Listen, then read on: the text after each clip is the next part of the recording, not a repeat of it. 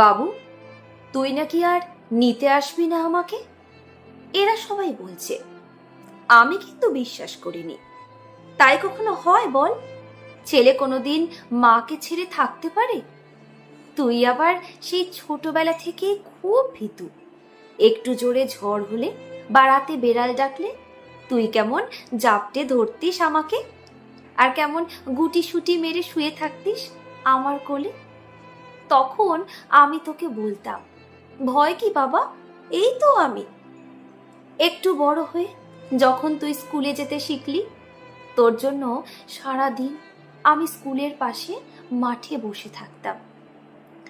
এইসব কথা ভাবলে এখন আমার খুব হাসি পায়। সেই তুই কত বড় হয়ে গেছিস। তোর মনে আছে যেদিন তুই চাকরি পাওয়ার খবরটা আমাকে দিয়েছিলি? আমার চোখে জল এসে গিয়েছিল। তাই দেখে তুই কেমন পাগলের মতো আমাকে জড়িয়ে ধরেছিলি। আমি বললাম, পাগল ছেলে আমার। মায়ের চোখের জল সবসময় দুঃখের হয় না রে। এ তো আমার সারা জীবনের কষ্টগুলো আজ খুশিতে আশীর্বাদ হয়ে ঝরে পড়ছে। আর যেদিন তোর বিয়ে দেওয়ার কথা বলেছিলাম, তুই কেমন লজ্জায় লাল হয়ে গিয়েছিলি আর বলেছিলি, না মা, আমি আমার এই ভালোবাসা তোমাকে ছাড়া কাউকে দিতে পারবো না। আমার পৃথিবীতে তুমি ছাড়া আর কেউ থাকবে না।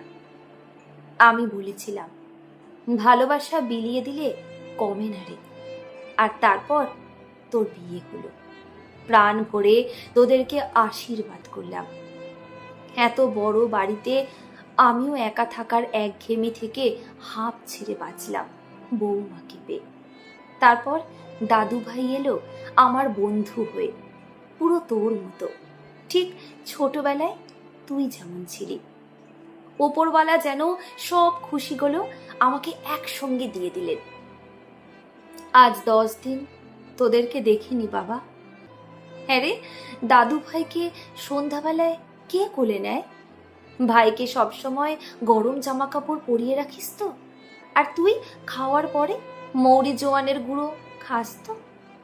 বৌমার কোমরের ব্যথাটা কমেছে একটু? আমার খুব কষ্ট হচ্ছে বাবা এখানে তোদের কথা ভেবে। কি করব বল, সারা জীবন তোকে আগলে রাখার অভ্যেস যে বাবা। কবে আসবি বল না আমাকে নিতে? আমার মন টিকছে না এখানে। এখানে অনেক লোক আছে, কিন্তু আমার চোখ তো তোর পথে বাবা।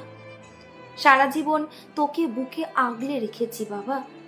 এখন আমাকে বুকে না পারিস, অন্তত বাড়িতে একটু জায়গা দে না বাবা। তোর অত বড় বাড়িতে কত জিনিস, সেখানে এই বুড়িটার একটু ঠাঁই হবে না বাবা? আর যদি নাই পারিস, তাহলে এখান থেকে নিয়ে আমাকে সেই জায়গায় রেখে আয় বাবা, যেখান থেকে কেউ কোনোদিন ফিরে আসে না।